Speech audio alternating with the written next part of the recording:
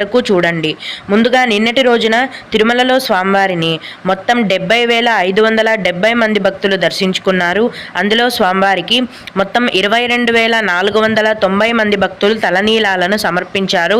నిన్నటి రోజున తిరుమల శ్రీవారి హుండీ యొక్క ఆదాయం అనేది 3,76,00,000 రూపాయలు. ఈరోజు కూడా ఎటువంటి దర్శనం టికెట్లు లేకుండా నేరుగా భక్తులను ఫ్రీ దర్శనానికి అనుమతిస్తున్నారండి. ఇలా టికెట్స్ లేకుండా నేరుగా వెళ్ళే ఫ్రీ దర్శనానికి ప్రస్తుతం 12 గంటల సమయం అనేది పడుతోంది.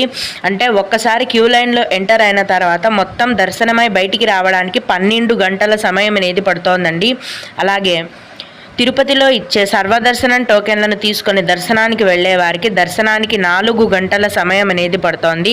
300 రూపాయల దర్శనం టికెట్లను మరియు 500 రూపాయల దర్శనం టికెట్లను కలిగిన భక్తులకు దర్శనానికి 3 గంటల సమయం అనేది పడుతోంది. దీన్ని